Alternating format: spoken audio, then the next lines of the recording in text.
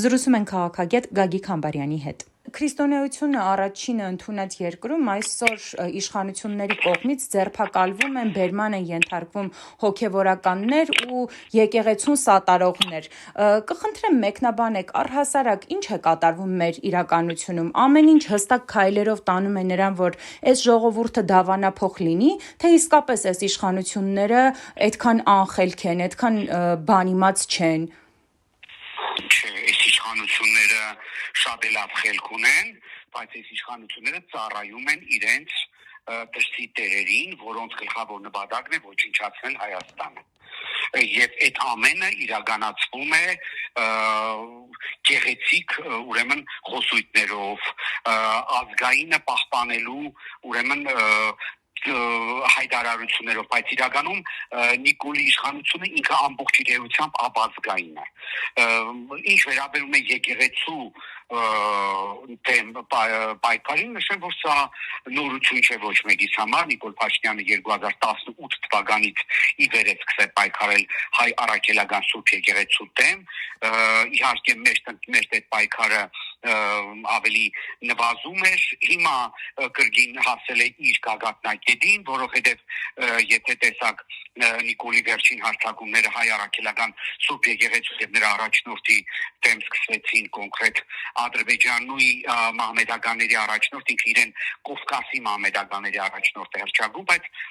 Ալիևի գրբանային մոլլա Ալլահ Շուքուր Փաշազադեի մեր եկեղեցու դեմ ուղղված զառանցանքների եւ զրբարդություններից անմիջապես հետո, բացի այդ նաեւ նշեմ, որ մեր հայ առաքելական Սուրբ եկեղեցին Նիկոլին խանգարում է բոլոր ձևաչափերով։ Նախ դրանից, որ Նիկոլը իրեն հռչակելով հայ առաքելական Սուրբ եկեղեցու հետևորդ, իրականում ինքը աղանդավոր է։ Ես այդպիսի կարծիք ունեմ, դա կարող է սուբյեկտիվ է, բայց ես ապացույցներով եւ փաստերով եմ խոսում։ Նիկոլ Փաշինյանը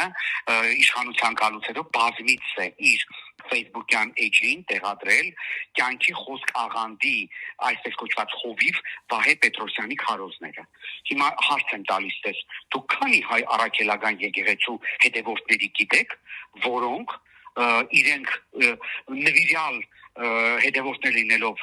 հայ առաքելական Սուրբ եկեղեցու, ասենք աղանդավորների, այդ ու նաև այդ նույն կյանքի խոսքի աղանդի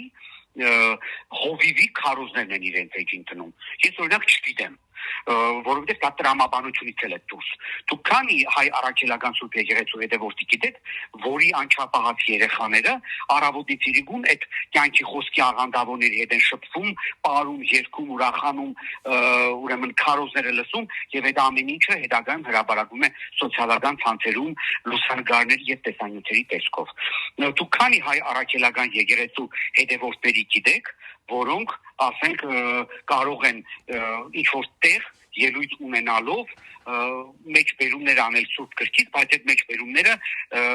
ամբողջությամբ լինեն ոչ թե հայ առաքելական Սուրբ եկեղեցու կողմից Սուրբ գրքի թարգմանությունից, այլ ասենք Եհովայի վկաներ կազմակերպության, ուրեմն թարգմանությունից, որը տեղադրված է իրենց էջում։ Ես չգիտեմ, եւ այդ ամեն ինչը վերաբերում է Նիկոլին եւ Նիկոլին ընտանիքին։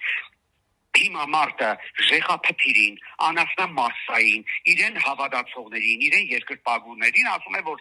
ես հայ առաքելական Սուրբ եկեղեցու հետևորդ եմ, որպեսզի լեգիտիմացնի իր խուլիգանությունները հայ առաքելական Սուրբ եկեղեցու նկատմամբ։ Այնինչ մենք բոլորս էլ շատ լավ գիտենք, որ այդ նույն կյանքի խոսքը դա բողոքական կազմակերպություն է, եկեղեցի է իրեն անվանում, որտեղ շատ նորմալ երևույթ է, երբ որ փողոցից եկած ինչ-որ մեկը իր ճիթը մտցնում է եկեղեցու գործերի մեջ։ Հիմա Նիկոլը լինելով փողոցից եկած մարդ, առավել եւս աղանդավոր, փորձում է այդ նույն այլանդակ եւ լկտի բարքերը, որոնք ընդունված են այդ ուրեմն բողոքական կազմակերպությունների մոտ իրենց եկեղեցի համարող ներմուծել ուրեմն մեր հայ առաքելական Սուրբ եկեղեցու ուրեմն մեջ, որը 1800 տարվա մոտ պատմություն ունի, եւ դրանով հայ առաքելական Սուրբ եկեղեցին դարձնել ուրեմն ինչ-որ աղանդավորական եկեղեցիներից մեկը, որը իր կողմից ամբողջությամբ վերահսկելի կլինի։ Երկրորդը հայ առաքելական Սուրբ եկեղեցին Նիկոլին խանգարում է այն պատճառով, որ նա պահպանում է Արցախի թեմը, չի լուծարում, նա անընդհատ բոլոր ձևաչափերով եւ բոլոր հարթակներում, եւ Հայաստանում, եւ Սփյուռքում, եւ օտար երկրներում ոչ հայկական միջավայրում անընդհատ բարձրաձայնում է Արցախի խնդրի մասին, որը բացարձակ չի համապատասխանում Նիկոլի արտաքին քաղաքական դավաճանական տեսլականի ուրեմն կետերին։ Երրորդը հայ առաքելական Սուրբ եկեղեցու դեմ պայքարը պատվիրված է, ինչպես ես նոր մեր հարցազրույցի սկզբից նշեցի, դրսից։ Եվ գլխավոր նպատակն է ոչնչացնել հայերի ինքնությունը, որովհետև բոլորն էլ շատ լավ գիտեն, որ իր շնորհիվ հայ առաքելական Սուրբ եկեղեցու է հիմնականում պահպանվել հայությունը, որը ուրեմն ցեղասպանությունից հետո ծրվեց աշխարհի տարբեր երկրներում եւ ուրեմն կարող էր ծուլվել, բայց ի շնորհիվ մեր եկեղեցու նրանք ձևավորեցին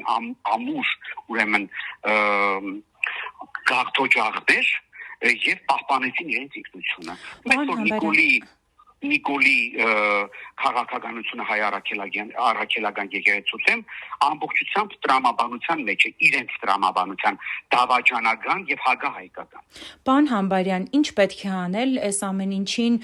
դեմ լինելու, այսպես դեմն առնելու համար, որովհետեւ ըստ էության բոլոր լծակները իրենց ձեռքում են եւ եթե ինչ որ մի պայքարի ալիք էլ սկսվում է, իրենք անմիջապես փորձում են որևէ կերպ դա չեզոքացնել։ Դե ամեն դեպքում Նիկոլը փորձում է հրահրել քաղաքացիական պատերազմի երեք ինքը սկսեց ուրեմն պահանջներ ներկայացնել, որ ժողովրդի միջոցով, քանի որ ժողովրդի այդ խուժաններին, որոնք իրան են երկրպագում, հա, այդ խուժան մասային պետք է տանի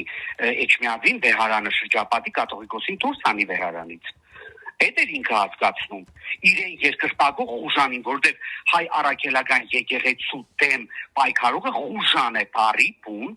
եւ փոխաբերական իմաստով։ Չի կարող իրեն հայ համարող եւ իրեն հայ առաքելական Սուրբ եկեղեցու հետևորդ համարող մարդը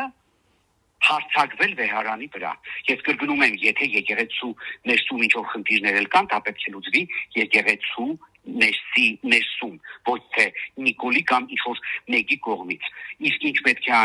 անենք, ամեն դեպքում ժողովուրդը պետք է ոտքի հելնի եւ շրջապատի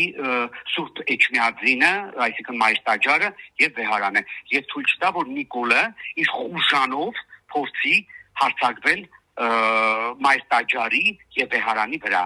այն իբր թե ուրեմն սրբապիղծների դատարկելու համար ամենամեծ պիղծը, որին ես ճանաչում եմ հայության մեջ ներկայումս, դա Նիկոլն է։ Ուրեմն մարդ, որը հանձնեց Արցախը